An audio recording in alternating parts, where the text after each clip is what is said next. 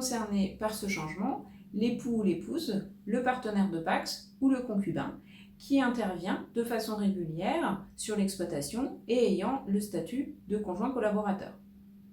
Donc à la fois ceux qui avaient ce statut avant le 1er janvier 2022, et là le compteur est remis à zéro à compter du 1er janvier 2022, et ce statut pourra être conservé jusqu'au 31 décembre 2026, et puis pour tous les nouveaux conjoints collaborateurs depuis le 1er janvier 2022.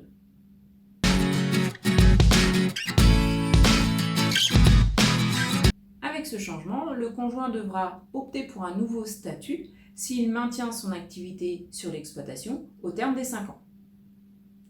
Seul le conjoint proche de la retraite pourra maintenir ce statut en attendant de faire valoir ses droits à la retraite.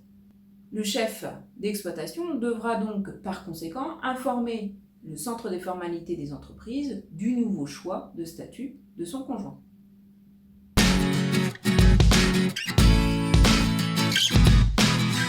Le conjoint pourra opter pour l'un des statuts suivants: salarié, associé ou coexploitant. Sachant qu'au terme des 5 ans, s'il n'a pas fait son choix, eh bien c'est le statut de salarié qui lui sera imposé.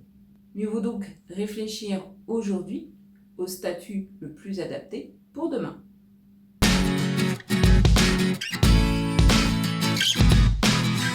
Le conjoint doit réfléchir à son projet professionnel au sein de l'exploitation.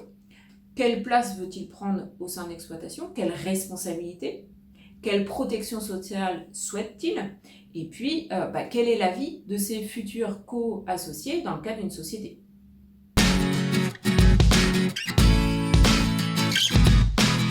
Cela peut être une solution si la personne désire prendre des responsabilités de gestion ou de gérance au sein de l'exploitation. Il sera co-exploitant en structure individuelle ou associé dans une société. Le chef d'exploitation est assuré à titre personnel au régime des non-salariés agricoles, à la MSA, et cotise sur sa part de résultat.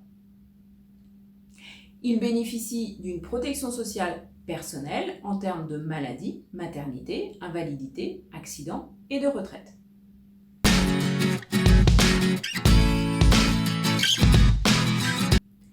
Le statut de salarié est possible, mais il faut absolument prouver un lien de subordination au sein de l'exploitation.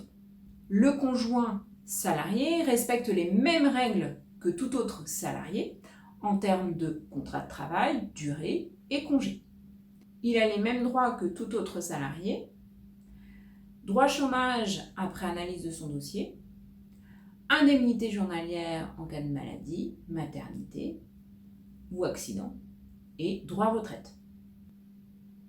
Ce statut est souvent le plus onéreux pour l'entreprise, mais aussi le plus protecteur pour le conjoint, notamment en cas de problème de santé.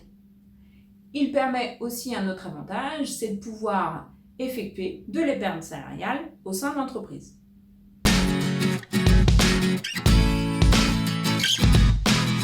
Vous constatez que chaque statut a ses avantages et ses contraintes. Je vous recommande donc d'en parler avec votre gestionnaire. Il saura vous conseiller pour déterminer le statut le plus adapté en fonction de votre situation.